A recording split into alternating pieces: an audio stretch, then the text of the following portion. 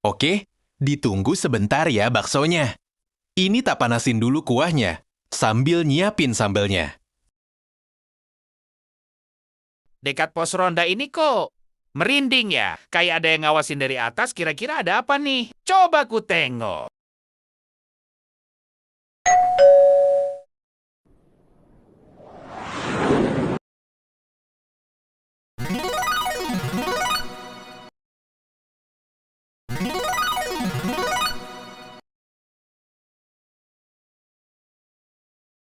Halo Sobat Wengki, kita berjumpa kembali.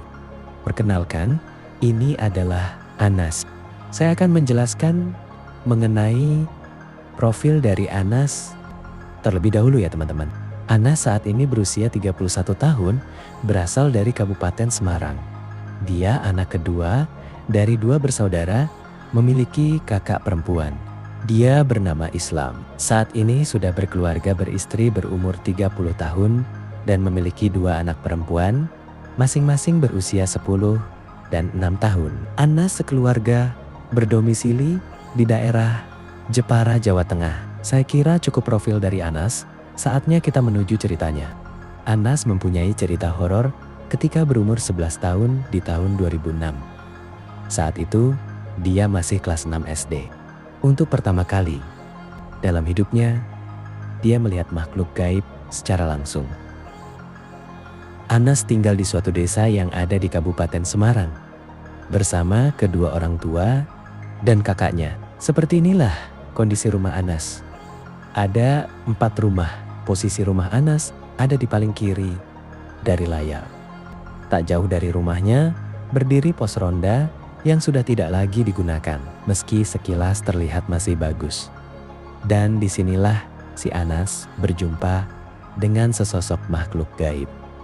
Malam itu hari Rabu tahun 2006, Anas membeli bakso yang populer di wilayahnya.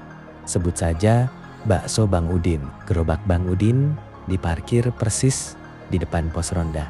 Mendengar Bang Udin datang, si Anas yang sedang belajar langsung menghampirinya. Tepat jam 7 malam. Bakso. Itu pasti bakso Bang Udin. Pas nih malam-malam gini makan bakso. Mumpung uang sakuku masih 10.000. Dengan membawa uang 5.000 perak, akhirnya Anas bisa makan bakso malam itu.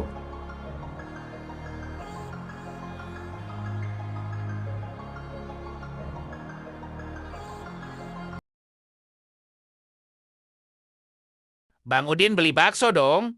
Komplit pakai mie, kuah campur, yang dipisah saus sambal aja ya. Oke, ditunggu sebentar ya baksonya. Ini tak panasin dulu kuahnya, sambil nyiapin sambelnya.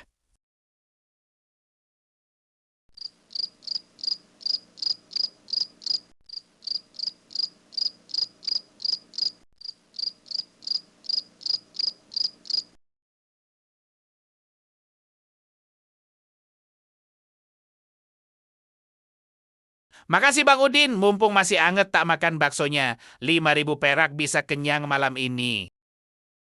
Oke, sama-sama. Seneng kalau baksoku murah dan enak, orang-orang pada mau beli. Anas makan semangkuk bakso di kamarnya sampai habis. Dilanjut tidur agar waktu sekolah keesokan harinya tidak terlambat.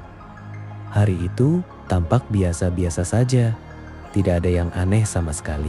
Tapi di hari selanjutnya, alias hari Kamis, tampak berbeda. Singkat saja, langsung kita menuju hari Kamis itu. Di hari Kamis malam, Anas masih belajar di kamar. Suara bakso Bang Udin pun lewat. Anas yang lapar dan tidak selera dengan masakan rumah pun berencana kembali membeli bakso Bang Udin. Meski sudah jam 10 malam dan Anas tidak curiga sedikit pun. Padahal biasanya maksimal Bang Udin keliling sampai setengah 8 malam. Bakso.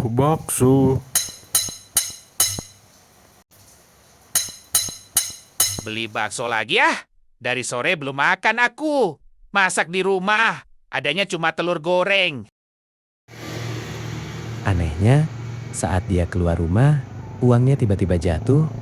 Anas yang sudah selesai memungut uang kaget melihat gerobak Bang Udin yang menghilang secepat kilat.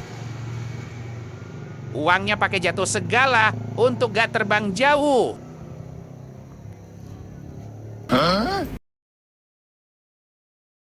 Bang Udin and Bang. Tapi ada yang membuat Anas lebih kaget, yaitu saat dia melihat sosok makhluk gaib di genteng pos ronda. Sosok apakah itu? Aneh banget, Bang Udin sama gerobaknya kok ngilang gitu aja. Kemana dia? Bang Udin beneran nggak ya? Dekat pos ronda ini kok merinding ya? Kayak ada yang ngawasin dari atas, kira-kira ada apa nih? Coba ku tengok. Ah! Ah! Ah! Ada pocong! Ya, si Anas ternyata melihat Mr. Pocong dengan kedua matanya. Digambarkan, sosok Mr. Pocong itu memiliki visual bermuka hitam rata. Tidak terlihat mata dan mulutnya.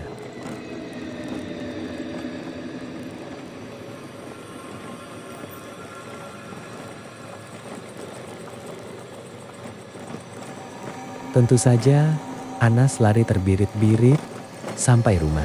Dia langsung bersembunyi di selimut dan tidak sempat menceritakannya pada orang rumah.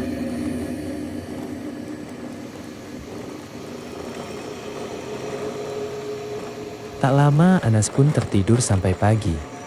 Rasa takut dan lapar seketika hilang, tenggelam dalam alam mimpi.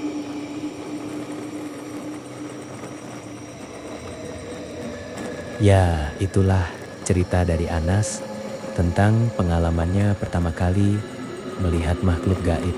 Diyakini makhluk itu adalah penunggu pos ronda yang lama terbengkalai. Dan pelajaran yang bisa kita ambil dari kisah ini adalah malam-malam itu enaknya makan nasi goreng, bukan bakso. Hehehe, maaf bercanda sobat. Oke, waktunya serius. Pelajaran yang dapat kita ambil adalah perlunya merawat suatu tempat agar tidak terbengkalai. Jika tidak bisa kita rawat, sebaiknya tempat itu kita hilangkan agar tidak menjadi sarang bangsa jin. Sekian cerita dari kami. Jangan lupa bagi kalian yang punya cerita menarik, bisa sharing ke Poengki Animasi ya. Terima kasih. Oh my